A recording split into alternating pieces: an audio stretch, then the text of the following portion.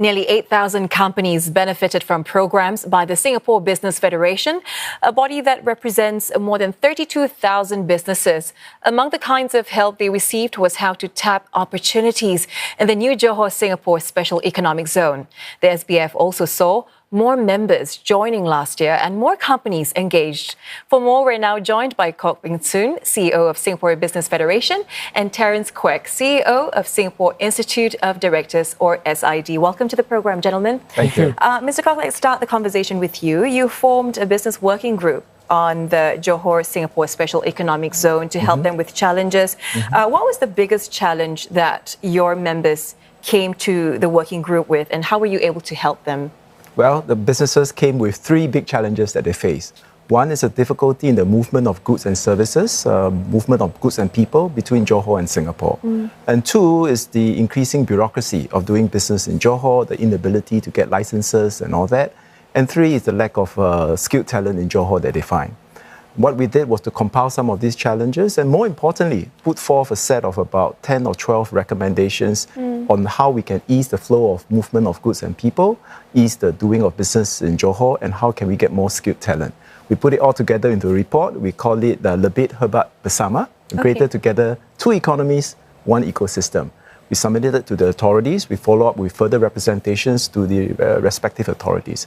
We are quite happy to see that in the framework agreement that was signed in January, some of our recommendations made it into the early initiatives, including the setup of the Invest Malaysia Facilitation Centre in Johor, as well as collaboration between the Institute of Higher Learning here and in Johor for skilled labour.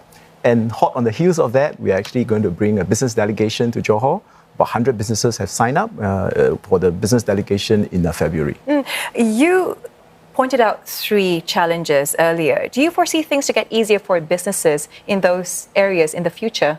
I think the early initiative that's announced by both governments looks promising. There are talk about how they can ease the movement of people, through QR code clearance. There's also talk about simplification of the permits that's needed for intermodal transportation. So I think these early initiatives are quite promising. The Malaysian government has also announced new tax incentives. So we hope as more businesses engage the Malaysian authorities, we'll be able to find which are some of the key projects that will make it, for the tax incentives.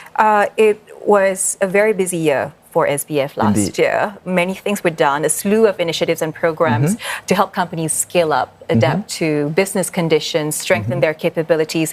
What would you say was the biggest needle mover that had the biggest impact on workers and companies? I think at a program level, I would say some of the programs that we did in human capital development, over 4,000 companies benefited from the program that deals with business transformation that led to workforce transformation. Through many of the programs that we run, including our SBF Business Institute. I think what's more tangible is that about 1,000 of these workers were mid-career workers who, through career conversion, were able to take on new jobs in sustainability, in SMEs, as well as in internationalization. But I think the biggest needle-moving thing that we did was actually the Alliance for Action for Business Competitiveness. We collab with MTI. We put forth a set of recommendations that help to alleviate costs in manpower, in land, in regulatory issues. And if the government accepts it in Budget 2025, I think it will be needle moving for businesses. That's good to know, Mr. Quek. Mr. Quek, let's bring you in very quickly. You represent SID, which is the National Association for Company Directors. What SBF program benefited the group the most last year?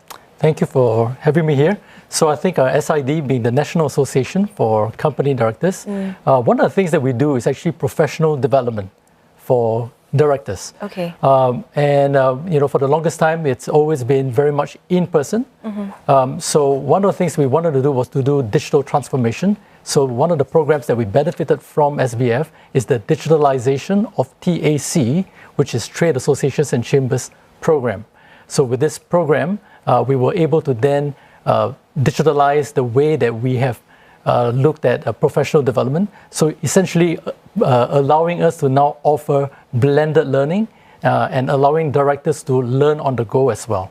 So digitalization, apart from digitalization for this year specifically, what are some of the needs or concerns that you think will need to be prioritized? Well, I think there are many challenges businesses and directors are facing in terms of having the necessary knowledge and the skill sets. And that's the reason why SID is constantly looking at ways to empower our directors and transform the boards as well. But within SID itself, as an organization, we are also looking at how we can continue to build our internal capabilities. And that's where the partnership with SPF is really powerful, because there are also other programs, for example, the TAC Fellowship Program or the TAC Accelerator Program, where we were able to send our own staff members to be a part of those programs so that we can better understand the ecosystem.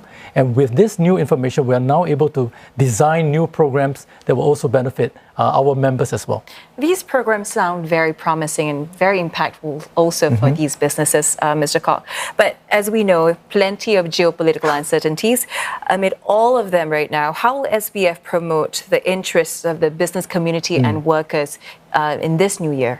Indeed, I think not a single day go by, where you don't see some of the changes as a result of the Donald Trump 2.0. I think what is very clear from all these moves is that international consensus on globalization is crumbling. We are moving from a rule-based world, to one that is a power-based world.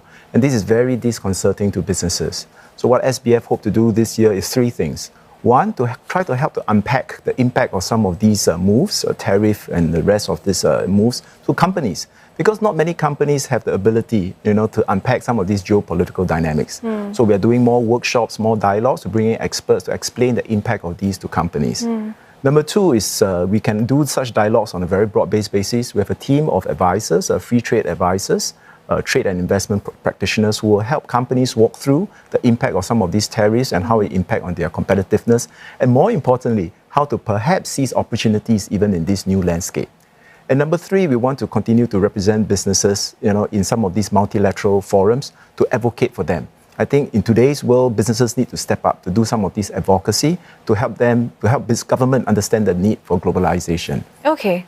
I think we have time for one very quick question, Mr. Quek. What about the SID? Any new initiatives that we can expect to see this coming year? Yeah, so I think transformation being the key theme, this is something that we are looking at to get directors to start thinking about transformation at a few levels, right? So one at the organization level, but also at the board level, and finally also at the individual level. And to do that, we are having a directors conference in September. And this is something that we're targeting about 800 to 1,000 directors. And what's going to be unique this year is we're going to bring in global directors to have interactions with the Singapore-based companies, Singapore-based directors. Hopefully that will also lead to more opportunities for everybody. Sounds like a very interesting year ahead. Thank you so much, gentlemen, and a busy year too. A very busy year too, yes. That was Kwek Beng Soon from Singapore Business Federation, and Terence Quek, CEO, Singapore Institute of Directors, or SID.